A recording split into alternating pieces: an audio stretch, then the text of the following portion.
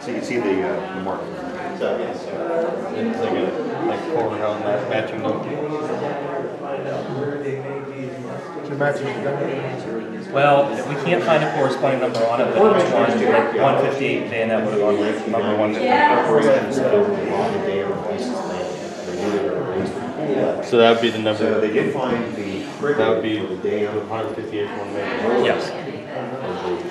The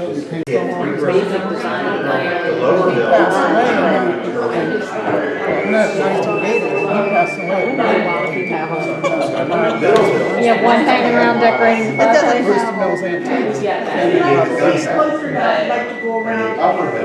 fireplace. His family ties back to that area. So it is okay to photograph. Drive up just before you cross the way. Suppose he suffered an injury of his arm that limited his abilities as a gunsmith. The story is he set up in Haydentown, which is here in South Bay County, and eventually would work here in New Geneva and Woodside. I believe the gun stocks were made over the woods. There was kind of a variety of little shops there. And then the only thing I catch later is that eventually he moved to Clarksville, West Virginia. So that's when we go with Mr. Mountjoy. He did try to sue Gallatin. Yeah. He said he was still owed money. In 1808, he had a local lawyer chase after Gallatin, and in 1813, Gallatin advised, just pay him $1,000 and let's get out of this. So that's how frustrated he was with the gun business, Gallatin was. Well, I'm sure my dad's estate closed he died in 1998, and he had the old house that wasn't cheap, and he had several long guns, big guns, and they were stolen from the house.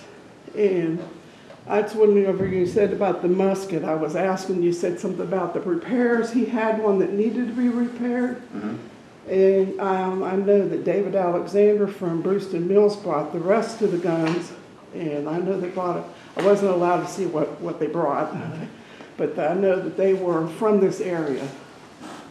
And I just don't know whether, that's part of it, but it could very well possibly be because they would have come up on auction in probably early 2000.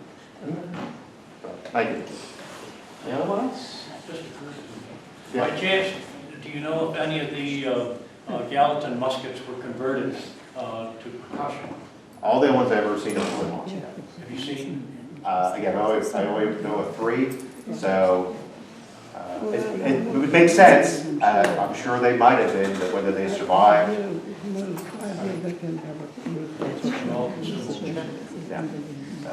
But again, we'll be around to answer any questions. Again, don't be afraid to ask the curators, myself, any of the staff here, any questions you might have. Be free to wander around. You want to get a closer look. Obviously, not handle it, but you can get a closer look. Photographs are welcome. You're not going to hurt it. So, but thank you again for coming out, and hopefully tomorrow's Super Bowl will be exciting. I'm kind of rooting for the Chiefs. 49ers. I'm tired of hearing Pittsburgh be the only team with 6 rings. For some reason, my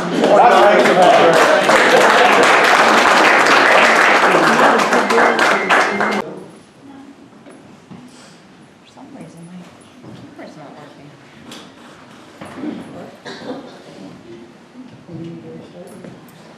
Test. Good.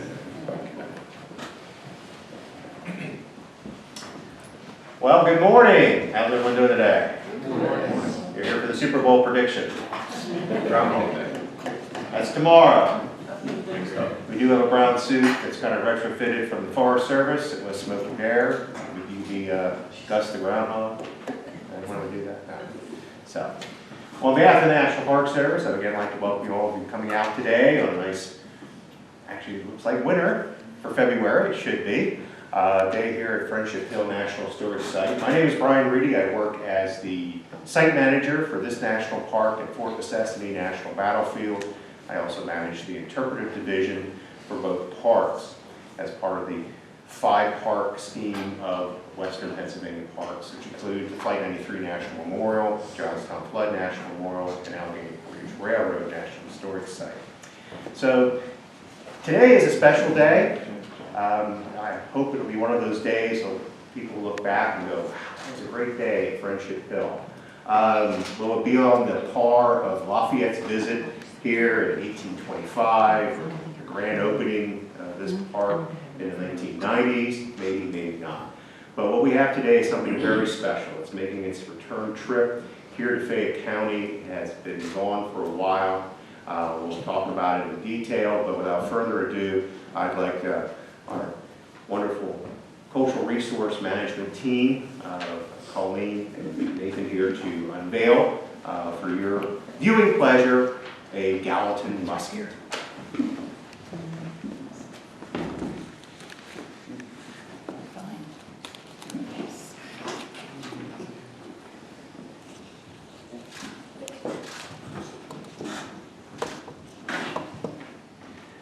The one in the front is the reproduction that we had made here several years ago, but the one Nathan is holding is the Gallatin musket. So I'm going to put it into context of why that musket exists and how we're fortunate to have it here today. We'll have a member of the Friendship Hill Association, through their gracious work, were able to get that for us. So, but if I were to mention some headlines like President abuses his powers, foreign interference of the political system, a trade war is looming, Americans taken hostage, the economy is on the downhill slide, war soon. You might think I'm talking about now. Well, you know what? Nothing much changes except the costumes we wear. These are headlines taken from the 1790s when a young republic was struggling to survive. President Adams was trying to figure out what to do with foreigners who were in the country. He had the Alien and Sedition Acts. The economy, as I mentioned, was kind of going downhill. Jefferson and the Democratic Republicans were trying to gain control of the House. So it was an interesting time. And where this musket comes into being is the near war that we had with England and France in the 1790s. They were basically taking American sailors off of ships who thought that they were perhaps either a French or British subject at one time in their life. And so there was a very close, what we called a quasi-war with France in 1798. And states like Pennsylvania responded by calling up their militias. Well, what makes a militia effective is they need firearms. And Pennsylvania discovered it did not have a lot of muskets in its armories, so they decided to make their own. Now, you might be saying, well, doesn't the national government have an armory? They just started one in Springfield in 1794, and they're busy trying to produce those for the federal army. But the states had their own armies at that time. So they put out a contract, the state of Pennsylvania, looking for 20,000 muskets to be made. And Gallatin's partners at a place that we call New Geneva, a mile from here, said, you know what, we need some money. Because that business that they started in New Geneva wasn't doing very well. They're trying to sell land. They also convinced 5 Germans to stay there and blow the first glass made in western Pennsylvania, but the glass sales had been slow, and they needed an infusion of cash. Rob Peter to pay Paul. So the state of Pennsylvania offered cash up front to get the gun manufacturing going, and they figured Gallatin had worked in the state government as a legislator. He still had connections. And Gallatin kind of said, you know, the money, people are being taxed in the state. Might as well have some of that money come back here to western Pennsylvania. So he was awarded the only contract for the manufacture of muskets west of the Susquehanna. That contract was for 2,000 muskets. The contract was awarded in early 1799. It was to go to early 1801. So in 2 years, he was to produce 2,000 muskets. So Gallatin has no experience in manufacturing of muskets, so he asked around here in the county, and a gentleman by the name of Melchior Baker, who was a veteran of the Revolutionary War, said he could make at least 600 muskets at $3 a piece and do that in the first year of that contract. Melchior had some trouble. They had trouble getting supplies, they had trouble getting workmen. They converted one of Gallatin's 3 grist mills into a boring and grinding works. That would be a half-mile up George's Creek. From the mouth of George's Creek is where that mill is located at. At one point, Gallatin is frustrated. He actually rents the mill from his neighbor Thomas Clare, who had a mill on George's Creek, to continue some of that work. So the deliveries were very slow. It was 15 months after the time that was anticipated for the delivery of those that the 600 are brought in and taken under control of the Commonwealth of Pennsylvania. And that would be April of 1801. And as you may know, in Gallatin's life, things had changed. Jefferson had won the presidency in the 1801 election. It was a very contentious election, had to go to the House to actually break the tie of the Electoral College. And Jefferson, who knew very little bit about economy and economics, asked Gallatin, who seemed to be pretty up on those things, to be his Secretary of the Treasury. There is some belief that because of him taking that post, he didn't want to be involved in any of the state things going on, so he wanted to leave that. But the reality is he was very frustrated in the fact that the contract was not being honored, and he just wanted out there. So in April of 1801, he transfers that contract to Melchior Baker and a gentleman just simply known to us as Stewart. And we know that those two gentlemen will try to complete the final order of 2,000 muskets, because we know there's a payment to those gentlemen in 1804, a final payment for muskets. So what was the total number? Maybe say 2,000, or 1,200, 900, but we know that Gallatin was involved in the first 600. And the musket we have before us, I like to think is one of those first 600. According to some of the collectors that are out there, when Baker made muskets, he actually marked on the outside of the lock M. Baker, and then the CP that you see on the lock refers to the Commonwealth of Pennsylvania. That's who the musket belonged to. And there would be proofing marks on top of the barrel. Well, prior to that, the contract was under Albert Gallatin and Company. And there are no known marks for that. So simply CP is found on this lock face, and on the inside of the lock is MB for Melchior Baker. That's what gun makers would do. They would mark the inside of that lock. And yesterday, we took the opportunity to look inside there, and we found MB. I was kind of concerned. It was made in Japan. I was scared for it. So, but yes, it did say MB in there. The musket is in exceptionally good shape. It has been repaired. There was a portion of the stock that was replaced by the breech area and near the lock, but it does retain a good bit of its original material in which it was put together. According to collectors, out of the possible 2,000 were made, only about 10 are known to exist today. So it is a very rare piece. Altogether, the 1797 musket, they are out there, but again, to have one that was actually made about a mile from here coming back is a rare treat. So it is nice to have. And we also have a bayonet, because it was called a stand of arms. Stand of arms refers to a musket with its bayonet. So a soldier could actually be considered unfit for duty if he showed up without his bayonet, even though he was able-bodied, had his musket, cartridge box, and whatever. The contract also that the state put out was for, besides bayonets and muskets, was for cartridge boxes. An example of a cartridge box, you see, again, in a little bit you can see that, and broadswords. But as far as we know, Gallatin never was asked to make the cartridge boxes and broadswords. So again, you have trouble just making the muskets and the bayonets themselves. But again, we're fortunate in the fact that our friends group, the Friendship Hill Association, has been quite generous in doing this. I'm going to have a member of the group actually speak to you about their contributions over the 30-plus years. A lot of work in the last year, but they have been a very important partner in our work at preserving this site. So at this point, I'd like to invite Andy Wendell. Did you get that right? Okay. Yeah, bad with pronunciation. That's why I never being a school teacher to be like, hey, so. But I'd like to invite Andy up here to speak to you a little bit about what the association has done, and please come up and we'll continue on. Thank you.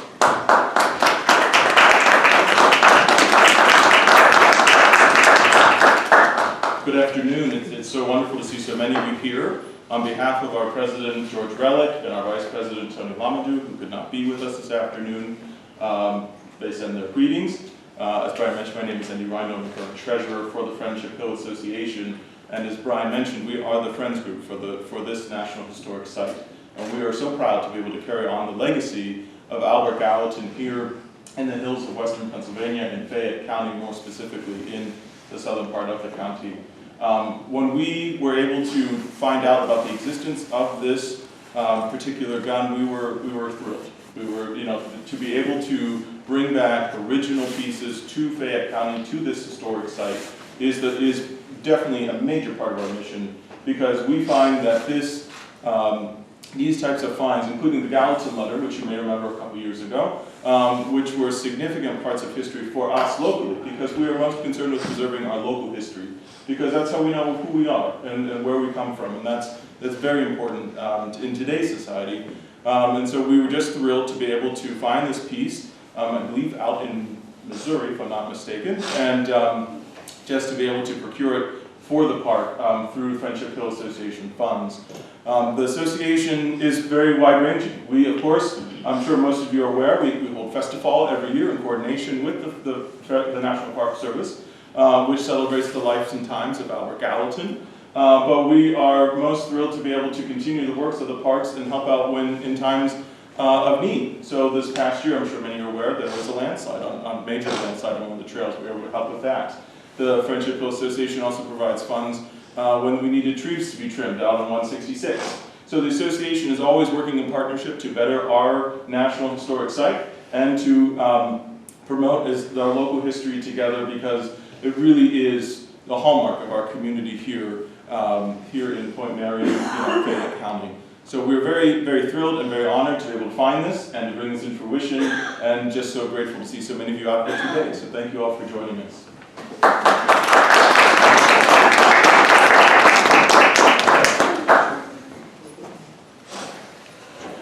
So, this is the fun part. It goes from them to you. It's not just the National Park Service. This is a gift from the Friends Group to the American people.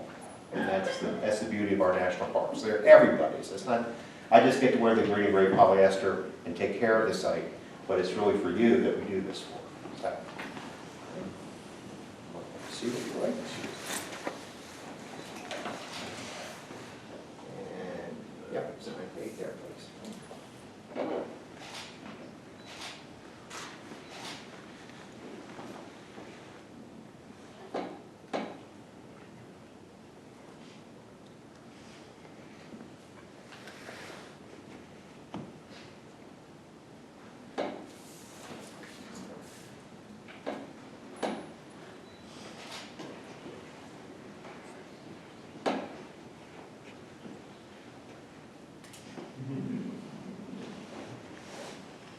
So of course I planned us to have a frilly pen, by the way, it just didn't happen, unfortunately, so I apologize.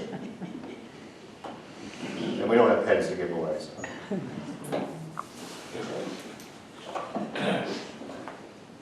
Thank you. Thank you.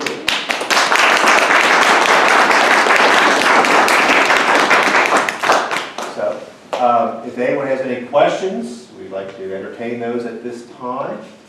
After that, you are welcome to come up and view the muskets. Do be aware that we do have our bouncer from the curatorial staff. But we do have a reproduction, so if you'd like to heft what a musket would feel like, our reproduction we have produced in the 1990s. Again, to the best of our time, our knowledge at that time. We do know, besides this one, I've seen two other Gallatin muskets. There's one that's owned by the Washington County Historical Society that we had on display here back in the 1990s temporarily. And then there's one I saw in a private collection a gentleman brought here about 6 years ago, just to kind of show it off and ask some questions as he was doing research on them. So it's a fairly authentic reproduction. We actually fired for demonstrations in our historic weapons programs here at this site and up at Fort Necessity. So you can't handle the bayonet, obviously. We want you to get out of here without puncture marks. Who made the reproduction? The reproduction was actually made by a company in Japan. So the French did not have a contract with the Japanese to make the muskets, but the reproductions are actually, Bakuro, I believe is the company, they actually produce the Winchester firearms today. So they are a high quality company. Yeah, the French no longer make the originals. But we were able to take it and we did a process that's known as defarbing. Anyone's a reenactor, farbing is kind of you call it a farb, it's like it's barbed backwards. So if you call it a farb, it's not complimentary. So when you take a musket, you take it back and you defarb it. So we took all the modern markings, put on the correct markings, and so that's how we got to where we were. And that was based on the musket that was in the collection at the Washington County Historical Society. Are you displaying the original?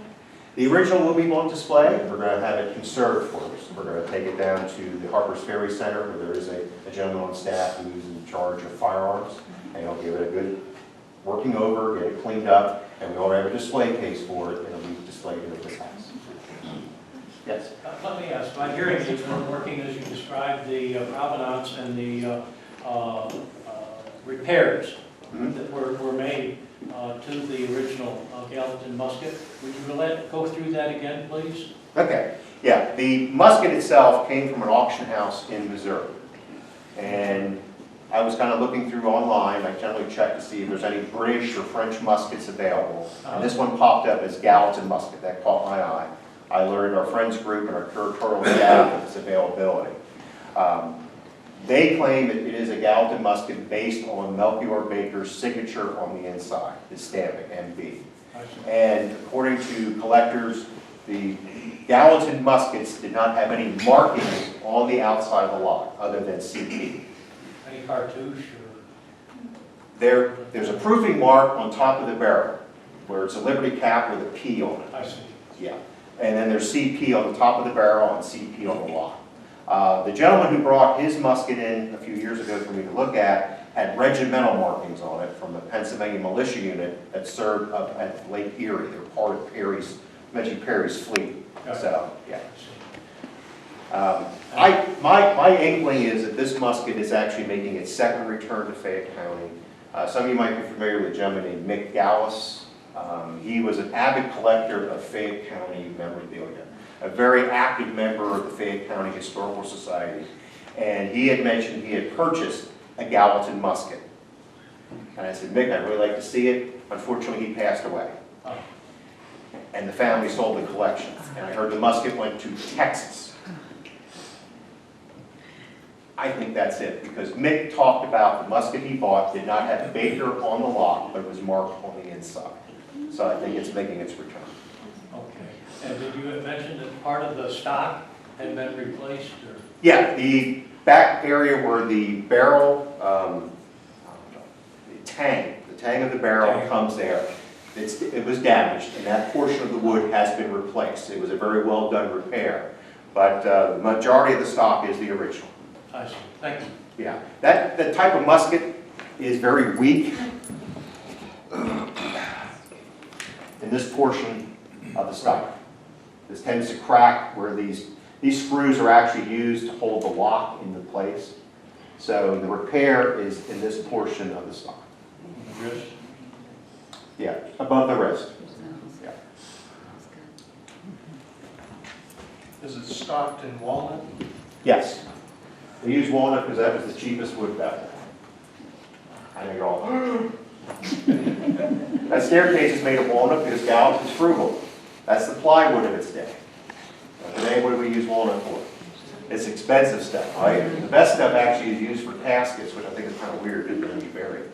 But back then, walnut was considered a junk wood. It was good for making gun stocks. It was sturdy, did its job. It wasn't pretty. They didn't like the dark woods back then. They preferred lighter woods. So that's what they used. Any other questions I can thrill and delight you with? You say it went for $3? Sold for $3? Back then. Yeah. Not today. Yeah. Actually, we got a very good deal. The initial price that was offered on it, I kind of joked with the president. He called them up and he got like a senior discount. So we paid a very good price for it, a fair price, I feel, for it. So. What is it worth? The initial price was $5,200. So the association paid $4,000. So when I was looking at, if you look at Slaterman's guide, we have a copy from the mid-90s. They were selling for $1,000 to $1,500. So,